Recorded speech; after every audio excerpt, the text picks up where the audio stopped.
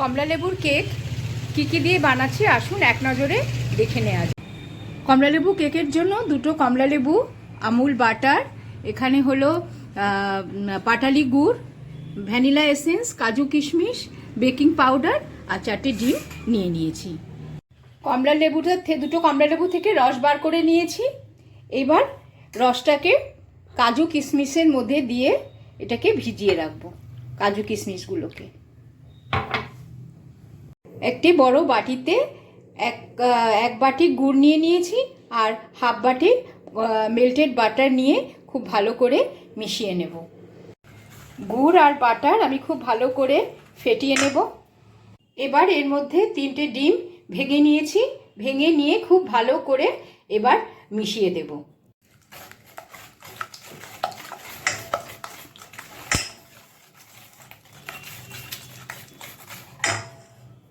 এবার একটি চালনির মধ্যে 1.5 বাটি মাল্টিগ্রেন আটা, এক চামচের বড় চামচের 1 চামচ বেকিং পাউডার, হাফ চামচ বেকিং সোডা, সামান্য নুন আর 3 চামচ মিল্ক পাউডার নিয়ে খুব ভালো করে চেলে নেব।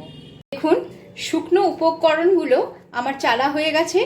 এবার কমলালেবুর রসে ভেজানো কিশমিশ আর কাজুগুলো আমি এর মধ্যে দিয়ে দেব। আর কিছু কমলালেবুর খোসা আমি কুচিয়ে রেখেছিলাম সেগুলোও দিয়ে দেব। দিয়ে খুব ভালো করে মিশিয়ে নেব।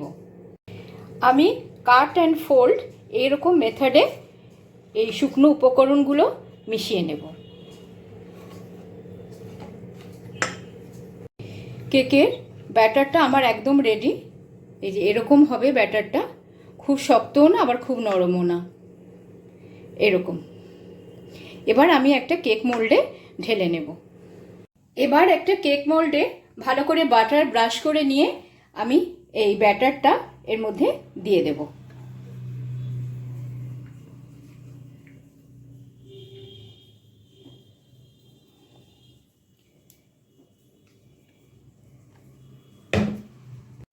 এবার খুব ভালো করে ট্যাপ করে নেব।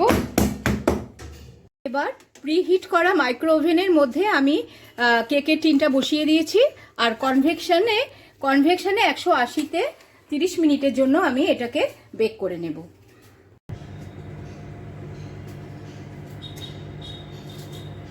দেখো বন্ধুরা, আমার অরেঞ্জ কেক একদম রেডি।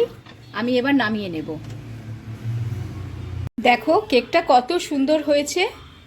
ওপরে কমলালেবুর খোসাগুলো দেখা যাচ্ছে, কত সুন্দর লাগছে। আমি এটাকে ডিমোল্ড করেও দেখাচ্ছি। দেখো কেকটাকে আমি ডিমোল্ড করছি। দেখো এবার সামনের দিক করে নিয়েছি। দেখো কতটা ফুলেছে আর কতটা ধাপ দিয়ে দেখো কতটা সফট হয়েছে কেকটা। কেকটা খেতেও দারুণ হবে। তোমরাও আমার মতন এরকম পদ্ধতিতে অরেঞ্জ কেক সহজেই ঘরে বানিয়ে নিতে পারো।